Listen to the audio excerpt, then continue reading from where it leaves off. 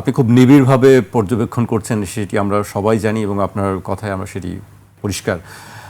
দুই দলের ফুটবলকে যদি আমি অ্যানালাইসিস করতে চাই, আর্জেন্টিনা এবং স্পেনের, সেক্ষেত্রে আপনি কিভাবে বিশ্লেষণ করবেন? এটা আসলে একই ঘরানার ফুটবল। দেখেন, আর্জেন্টাইন ট্যাঙ্গো, যেটাকে কিনা মানে কিছুটা বলা হয় যে যোগবর্ণিত, মানে সুন্দর ফুটবল, ছোট পাসের সুন্দর খেলা।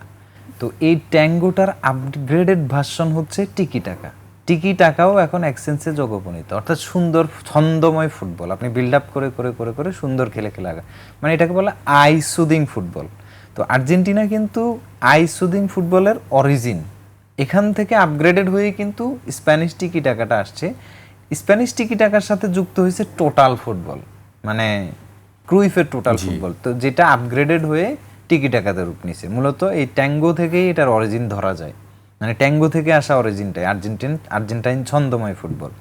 তো সবচেয়ে সুবিধাজনক হয়েছে কি, আর্জেন্টিনার বিগেস্ট স্টার, যাকে কেন্দ্র করে এই খেলাটা রচিত হয়, সে ট্যাঙ্গো থেকে টিকি টাকা ওই পর্যন্ত পুরা সিস্টেমটারই কানেক্টর।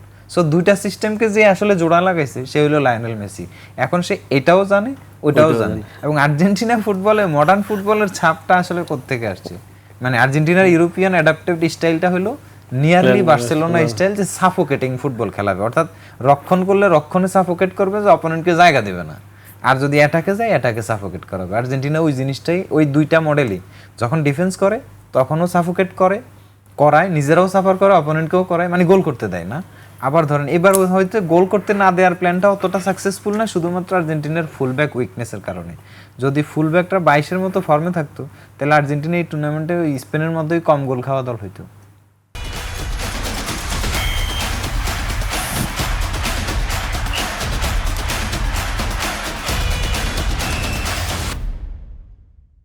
মানে ফুলব্যাক প্রবলেমের কারণে আর্জেন্টিনা গোলগুলো বেশিরভাগ গোলই ফুলব্যাকের, কিন্তু স্পেন গোল কম খাইছে, ফুলব্যাক ভালো।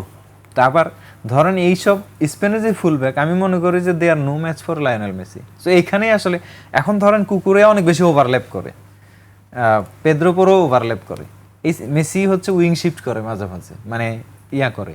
এই সিচুয়েশনগুলোতে যখন ওরা পজিশনালি এক্সপোজ হয়ে যাবে, বা মেসি যখন ওদের পেছনে বল রিসিভ করবে, তখন ব্যাপারটা অনেক ডেঞ্জারাস হয়ে যাবে। আবার ধরেন ওরা যেই পরিমাণ স্বাধীনভাবে উপরে ওঠে, মেসিকে পাহারায় রাখা অবস্থায় তো এত স্বাধীনভাবে উপরে ওঠা পসিবল না, মানে এই ব্যাপারটাতে। তো এখন দুই সুন্দর ফুটবলের দেখা হচ্ছে, রেজাল্ট যাই হোক না কেন এই ফুটবল ম্যাচটা অনেক এনজয়েবল হতে যাচ্ছে, এবং দুই দলই বেশ ভালো চান্স ক্রিয়েট করবে।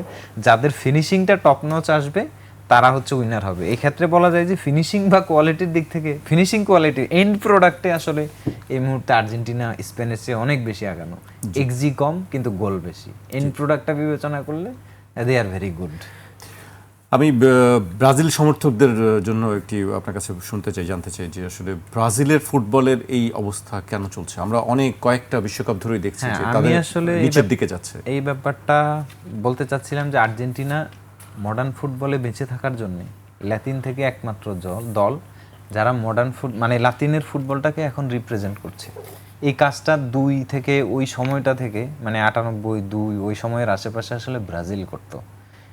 কিন্তু এরপরে ব্রাজিলের কি হইল, ব্রাজিলের ওই ব্যাচটা ছিল জেনারেশনাল ব্যাচ। এরপরে যে ব্রাজিল ট্যালেন্টেড ফুটবলার পায়নি তা না। ব্রাজিলের প্রবলেমটা হচ্ছে, ব্রাজিলের আগের তারকারা অনেক লম্বা সময় ব্রাজিলিয়ান লিগে খেলতো, তারপরে ইউরোপে আসতো। এখন 15, 16, 17 হইলে ব্রাজিলের কোনো একটা ইয়াং ট্যালেন্ট ইউরোপে চলে আসছে। আমি এনরিককে দিয়েই বুঝাচ্ছি, এস্তোভাও উইলিয়ান, এই প্লেয়ারটার মধ্যে নিয়ারলি মেসি কোয়ালিটি আছে। মানে চেলসিতে যার ট্রান্সফার হয়েছে, এখন ইনজুর্ড হয়ে বসে আছে, এই ওয়ার্ল্ড কাপে আসতে পারে নাই, একদম নিয়ারলি মেসি কোয়ালিটির প্লেয়ার আছে। সে বাঁ পায়ের প্লেয়ার, এবং সে ওই ইনসাইড বক্সে ওইভাবেই ঢুকে, শর্ট, টেকনিক, পাসিং অনেক কিছুতে মিল আছে।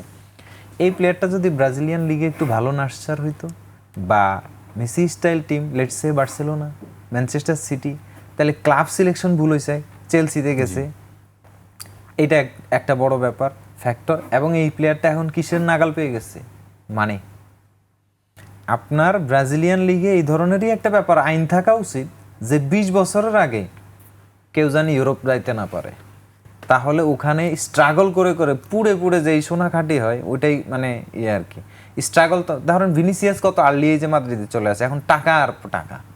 ধরেন এনরিক কত আর্লি এজে সান্তোস থেকে সবাই শুরু করতো। হ্যাঁ, তো এই যে স্টার্টটা, এবং নেইমারও একটা লং পিরিয়ড সান্তোসে নিজেরে প্রমাণ করার পর বার্সেলোনায় আসছে। ওই মানে ব্রাজিলিয়ান লিগে এক সিজন ভালো গেলে ইউরোপিয়ান টিমগুলো যায় ওখানে বসে থাকে, কারে আনা যায়, ট্যালেন্ট কারে নেওয়া যায়। তো এটা ইউরোপের জন্য ভালো হয়েছে, কিন্তু ব্রাজিলের জন্য খারাপ হয়েছে, যার কারণে আফটার 2002 মেবি প্রত্যেকটা ওয়ার্ল্ড কাপে ব্রাজিল কোনো না কোনো ইউরোপিয়ান অপোনেন্টের সাথেই বাইর হয়েছে। মানে কোইন্সিডেন্সটা দেখেন। তাইলে ইউরোপ থেকে এখন কোচ নিছে যে এই জিনিসটা যাতে ফিক্স করা যায়। এখন ওই কোচও পলিটিক্যালি কতটুকু কাজ করতে পারবেন, ফার্স্ট সিজনটা তো হয়তো ওইরকম ভালো যাবে না, এবং কিছু ব্যাপারে ডিসিশনও আছে, নেইমার সহ কিছু ডিসিশন ইস্যু আছে, কিন্তু টিম কিন্তু গোছায় উঠছিল।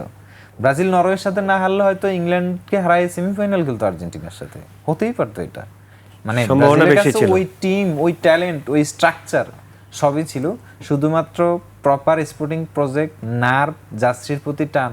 আপনি তাড়াতাড়ি ইউরোপিয়ান ক্লাবে এসে টাকার নাগাল পায়ে গেলে ওই জার্সির জন্য কান্নাকাটি কেন করবেন?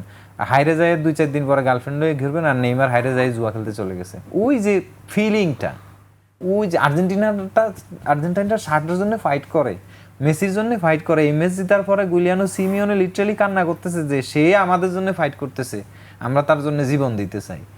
আর্জেন্টিনা খেলে এই ওয়েতে, ইমোশনালি, সাইকোলজিক্যালি, মানে একটু স্পিরিট। হ্যাঁ, কিন্তু ব্রাজিল ওই স্পিরিচুয়াল দিকটা উঠাই আনতে পারতেছে না। ব্রাজিলিয়ান ফুটবল হলো, ফুটবলটা পূজা করা হয়তো, এখনো করা হয়। গ্রাউন্ড লেভেল থেকে, স্ট্রিট থেকে পোলাপাইন গরিবি দূর করার একমাত্র উপায় মনে করে বাংলাদেশে যেমন শিক্ষা, ব্রাজিলে হলো ফুটবল। তো যখনই হচ্ছে গিয়ে একটু ট্যালেন্ট, একটু লাইমলাইট আসে, তখনই ওই টাকাটাই ফ্যাক্টর হয়ে যায়।